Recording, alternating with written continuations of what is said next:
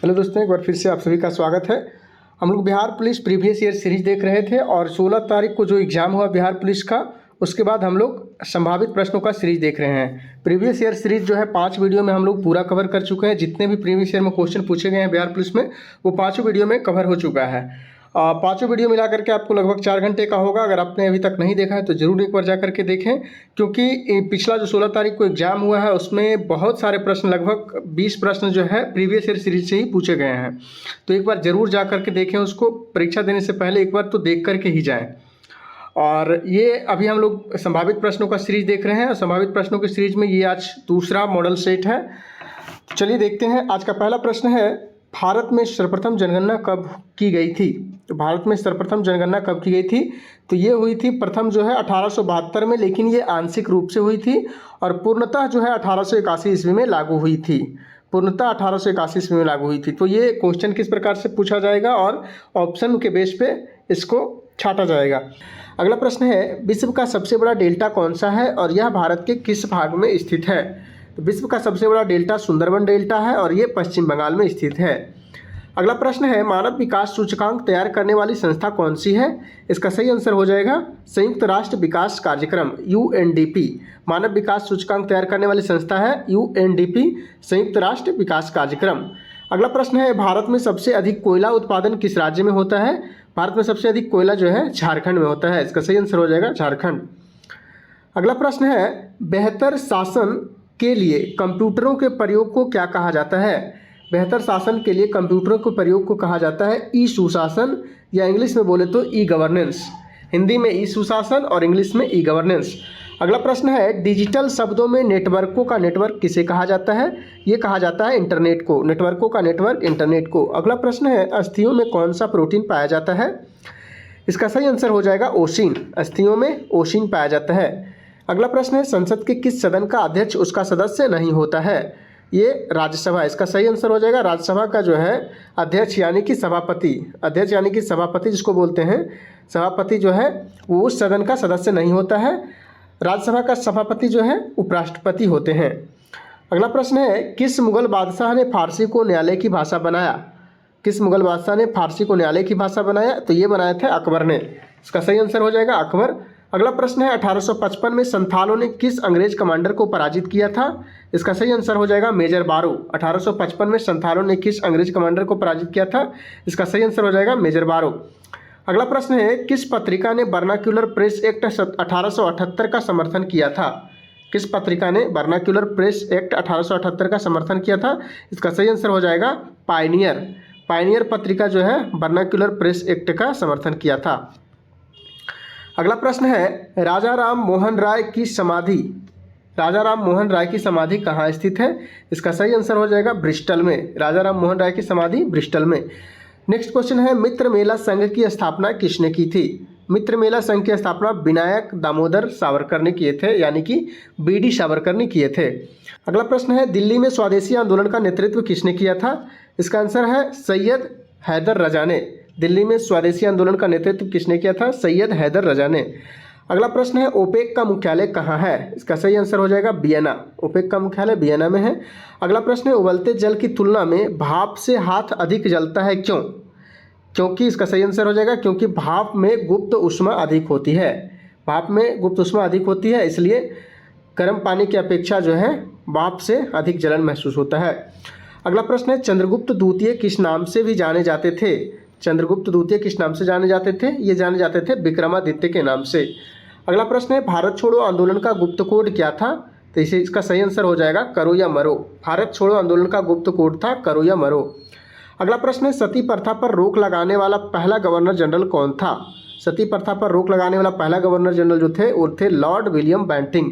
इसका सही आंसर हो जाएगा लॉर्ड विलियम बेंटिंग। अगला प्रश्न है, 1916 में लखनऊ समझौता किन दो दलों के बीच हुआ? 1916 में लखनऊ में जो समझौता हुआ था वो कांग्रेस और मुस्लिम लीग के बीच हुआ था। अगला प्रश्न है, कम्युनल अवार्ड किसने घोषित किया? इसका सही आंसर हो जाएगा Ramsay MacDonald. Communal award Ramsay MacDonald. अगला प्रश्न है, संविधान के किस अनुच्छेद में नियम का शासन सन्निहित है? नियम का शासन किस अनुच्छेद में सन्निहित है? तो ये है अनुच्छेद 14 में। अगला प्रश्न है, संविधान की मूल संरचना की अवधारणा किस केस से आई है? संविधान की मूल संरचना की अवधारणा किस केस से आई है? तो ये आई है केशवानंद भारती केस 1973 से। अगला प्रश्न है, राष्ट्रपति को महाभियोग द्वारा हटाने की प्रक्रिया कहाँ वर्णित है? ये वर्णित है अनुच्छेद 61 में। अगला प्रश्न है, भारत में मनी बिल को परिभाषित किया गया है किस अनुच्छेद में? मनी बिल को परिभाषित किया गया है अनुच्छेद 110 में। नेक्स्ट क्वेश्चन है, संविधान की 8वीं अनुसूची में वर्तमान में कितनी भाषाएं हैं? संविधान की 8वीं अनुसूची में वर्तमान में 22 भाषाएं हैं। अगला प्रश्न है, अनुच्छेद 368 किससे संबंधित है? तो अनुच्छेद 368 जो है संविधान संशोधन से संबंधित है। अगला प्रश्न है, सीटी स्कैन करने में कौन सी किरणें प्रयोग की जाती है? सीटी स्कैन करने में एक्स किरणें प्रयोग की जाती है। अगला प्रश्न है, वित्त आयोग का गठन कितने वर्षों में होता है? वित्त आयोग का गठन जो है हर 5 वर्ष पर होता है।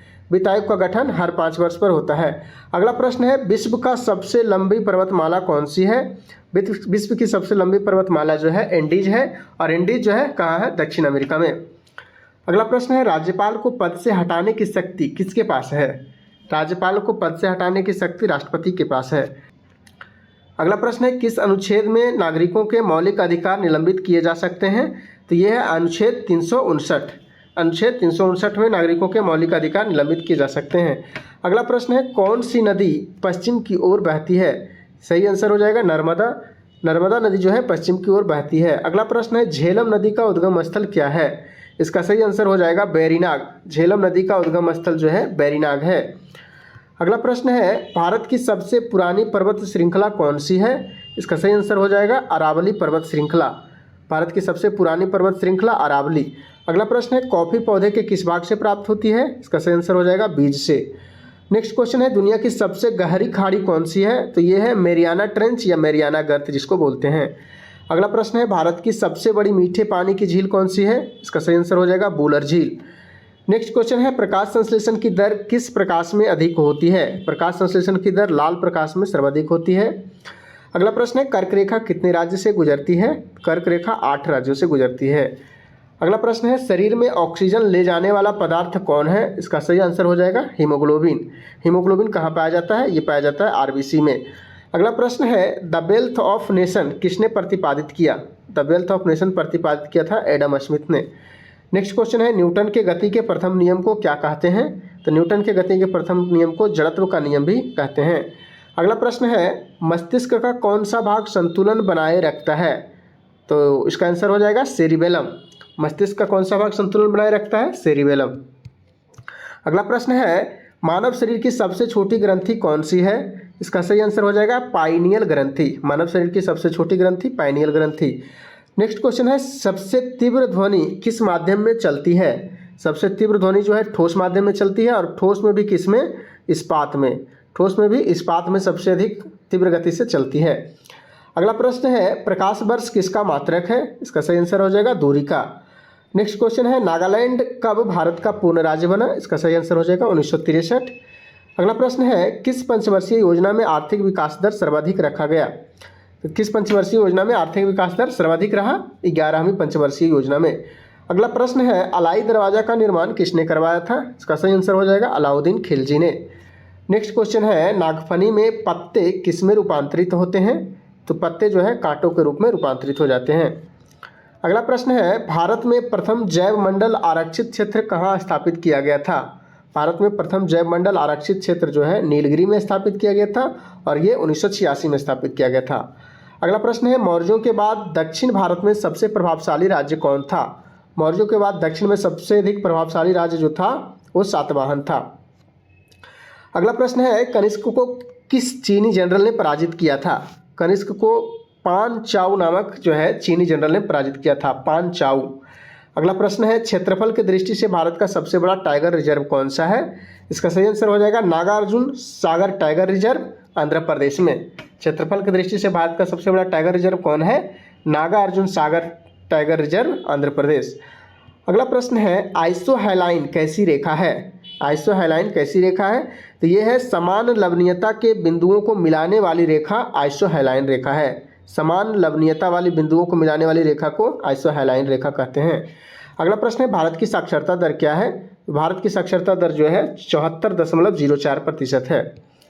अगला प्रश्न है, भारत में पंचायती राज की शुरुआत कहाँ की गई थी? भारत में पंचायती राज की शुरुआत कब और कहाँ की गई थी? तो ये की गई थी 2 अक्टूबर 1959 को और राजस्थान के नागौर जिले में की गई थी। 2 अक्टूबर 1959 राजस्थान के नागौर जिले में। अगला प्रश्न है, नियंत्रक एवं महालेखाकार की चर्चा किस अनुच्छेद में की गई है? तो ये किया गया है अनुच्छेद 148 में। नियंत्रक एवं महालेखा परीक्षक जो है इसका चर्चा अनुच्छेद 148 में है। अगला प्रश्न है, किस रंग के प्रकाश की ऊर्जा सर्वाधिक होती है? इसका सही आंसर हो जाएगा नीला प्रकाश। नेक्स्ट क्वेश्चन है, भारत का प्रथम विधि निर्माता किसे माना जाता है? भारत का प्रथम विधि निर्माता मनु को कहा गया है। अगला प्रश्न है, महारानी विक्टोरिया ने भारतीय प्रशासन को ब्रिटिश ताज के नियंत्रण में लेने की घोषणा कब की थी? तो ये किए थे 1958 टाइप हो गया है, ये 1858 होगा। महारानी विक्टोरिया ने भारतीय प्रशासन को ब्रिटिश ताज के नियंत्रण में लेने की घोषणा कब की? 1858 ईस्वी में। और ये क्यों किया था? 1857 के विद्रोह के कारण। 1857 में जो भारत में विद्रोह हुआ था, उसके बाद महारानी विक्टोरिया ने भारतीय प्रशासन को ब्रिटिश ताज के डायरेक्ट कंट्रोल में ले लिया था। अगला प्रश्न था, उलगुलान विद्रोह किससे संबंधित था? उलगुलान विद्रोह जो है बिरसा मुंडा से संबंधित था। अगला प्रश्न है, प्रथम क्षेत्रीय ग्रामीण बैंक की स्थापना किस वर्ष की गई थी? तो ये की गई थी 1975 ईस्वी में। नेक्स्ट क्वेश्चन है, URL का फुल फॉर्म क्या होता है? URL का फुल फॉर्म होता है यूनिफॉर्म रिसोर्स लोकेटर। अगला प्रश्न है, भारत में पंचायती राज व्यवस्था की स्थापना की संस्तुति किस समिति ने की थी? ये किया था बलवंत राय मेहता समिति ने 1957 ईस्वी में। अगला प्रश्न है, गुप्त काल के दौरान प्रयाग प्रशस्ति किसने रचाई थी? ये रचाई थी हरिसेन ने। प्रयाग प्रशस्ति के लेखक कौन है? हरिसेन। अगला प्रश्न है, महात्मा बुद्ध को ज्ञान की प्राप्ति कहाँ हुई थी? तो इन्हें हुई थी बोधगया बिहार में। अगला प्रश्न है, ताम्रलेख मुख्यतः किस काल के ऐतिहासिक स्रोत माने जाते हैं? ये माना जाता है गुप्त काल का। ताम्रलेख मुख्यतः किस काल का ऐतिहासिक स्रोत है? गुप्त काल का। अगला प्रश्न है, प्रत्यय शब्द किस भाषा विज्ञान से संबंधित है? इसका सही आंसर हो जाएगा व्याकरण से, हिंदी व्याकरण से प्रत्यय शब्द जो है संबंधित है। अगला प्रश्न है, सती प्रथा को कानूनी रूप से समाप्त करने वाला ब्रिटिश गवर्नर जनरल कौन था? तो सती प्रथा को समाप्त करने वाला गवर्नर जनरल था लॉर्ड विलियम बेंटिंग, वर्ष 1829 में समाप्त किए थे। अगला प्रश्न है, कोशिका शब्द का सर्वप्रथम प्रयोग किसने किया था? कोशिका शब्द का प्रयोग सर्वप्रथम किसने किया था? रॉबर्ट हुक ने। इसका सही आंसर हो जाएगा रॉबर्ट हुक। अगला प्रश्न है, संविधान के किस अनुच्छेद के अंतर्गत भारत एक धर्मनिरपेक्ष राष्ट्र है? तो संविधान के अनुच्छेद 25 से 28 के अंतर्गत जो है भारत एक धर्मनिरपेक्ष राष्ट्र है। 25 से 28 में क्या वर्णित है? 25 से 28 में जो धार्मिक स्वतंत्रता का जिक्र है और इसी के अनुसार धर्मनिरपेक्ष राज्य है। अगला प्रश्न है, किस ग्रह के प्राकृतिक उपग्रहों की संख्या सबसे अधिक है? यह है बृहस्पति की। किस ग्रह के प्राकृतिक उपग्रहों की संख्या सर्वाधिक है? बृहस्पति। अगला प्रश्न है, चंपारण सत्याग्रह के समय बिहार का गवर्नर कौन था? चंपारण सत्याग्रह के समय बिहार का गवर्नर सर एडवर्ड गेट थे। नेक्स्ट क्वेश्चन है, ट्रॉपिक ऑफ कैंसर यानी कि कर्क रेखा भारत के कितने राज्यों से होकर गुजरती है? ट्रॉपिक ऑफ कैंसर यानी कर्क रेखा भारत के 8 राज्यों से गुजरती है। अगला प्रश्न है, भारतीय राष्ट्रीय कांग्रेस के प्रथम मुस्लिम अध्यक्ष कौन थे? इसका सही आंसर हो जाएगा बदरुद्दीन तैयब जी। भारतीय राष्ट्रीय कांग्रेस के प्रथम मुस्लिम अध्यक्ष कौन थे? बदरुद्दीन तैयब जी, और ये बने थे 1887 ईस्वी में। अगला प्रश्न है, मानव शरीर में सबसे बड़ी ग्रंथि कौन सी है? तो ये होता है यकृत यानी लीवर। नेक्स्ट क्वेश्चन है, भारत का सबसे पुराना परमाणु बिजली घर कौन सा है? भारत का सबसे पुराना परमाणु बिजली घर जो है तारापुर परमाणु ऊर्जा स्टेशन महाराष्ट्र में है। नेक्स्ट क्वेश्चन है, नीलगिरी पहाड़ियों का सर्वाधिक प्रसिद्ध वृक्ष कौन सा है? नीलगिरी पहाड़ियों का सर्वाधिक प्रसिद्ध वृक्ष जो है यूकेलिप्टस यानी सफेदा है। अगला प्रश्न है, मौर्य वंश का अंतिम शासक कौन था? इसका सही आंसर हो जाएगा बृहद्रथ। मौर्य वंश का अंतिम शासक बृहद्रथ है। अगला प्रश्न है, पृथ्वी पर सबसे लंबी दिन और सबसे छोटी रात कब होती है? पृथ्वी पर सबसे लंबी दिन और सबसे छोटी रात जो है 21 जून को होती है। नेक्स्ट क्वेश्चन है, भारतीय संविधान का कौन सा भाग संविधान की आत्मा कहलाता है? यह है प्रस्तावना। भारतीय संविधान की प्रस्तावना जो है संविधान की आत्मा कहलाती है। अगला प्रश्न है, रेडियोधर्मी तत्वों की खोज किसने की थी? ये किया था हेनरी बैकरल ने। रेडियोधर्मी तत्व की खोज हेनरी बैकरल। अगला प्रश्न है, बिहार राज्य की सबसे ऊंची चोटी कौन सी है? इसका सही आंसर हो जाएगा सोमेश्वर पहाड़ी, पश्चिम बंगाल। सोमेश्वर पहाड़ी जो है बिहार राज्य की सबसे ऊंची चोटी है। नेक्स्ट क्वेश्चन है, भारत के संविधान में कितने मूल कर्तव्य हैं? इसका सही आंसर हो जाएगा 11, और ये कब जोड़ा गया था? 42वां संविधान संशोधन द्वारा। अगला प्रश्न है, सिंधु सभ्यता के किस स्थल से नगर योजना का सर्वश्रेष्ठ उदाहरण मिला है? ये मिला है मोहनजोदड़ो से। इसका सही आंसर हो जाएगा मोहनजोदड़ो। अगला प्रश्न है, दांडी यात्रा कब शुरू हुई थी? दांडी यात्रा 12 मार्च 1930 को शुरू हुई थी। अगला प्रश्न है, किस शासक ने इलाहाबाद स्तंभ लेख खुदवाया था? किस शासक ने इलाहाबाद स्तंभ लेख खुदवाया था?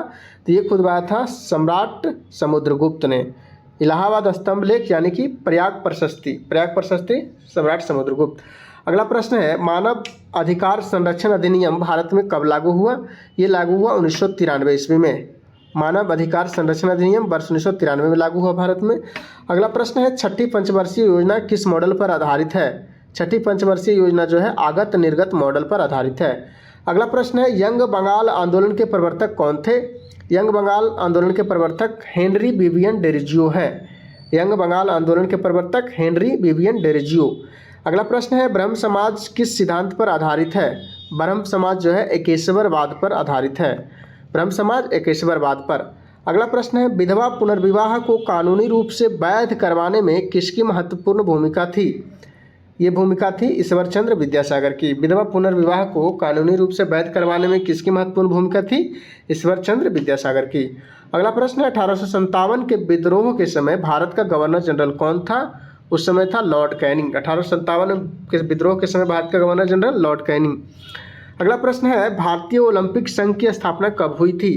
भारतीय ओलंपिक संघ की स्थापना वर्ष 1927 में हुई थी। इसका सही आंसर हो जाएगा वर्ष 1927 में। आज का ये लास्ट क्वेश्चन था। वीडियो अगर पसंद आया हो तो लाइक ज़रूर करें। आप लोग लाइक नहीं करते, वीडियो देखकर चले जाते हैं। लाइक करने से मोटिवेशन मिलता है और हमारी टीम जो है इसमें डेडिकेटेड होकर के काम करती है। तो अगर वीडियो पसंद आया और ऐसे ही वीडियो देखना चाहते हैं तो लाइक कीजिए, और चैनल अभी तक आपने सब्सक्राइब नहीं किया तो सब्सक्राइब करें और दोस्तों के साथ भी शेयर करें। आज के लिए इतना ही, मिलते हैं नेक्स्ट वीडियो में। तब तक के लिए जय हिंद, जय भारत, जय बिहार।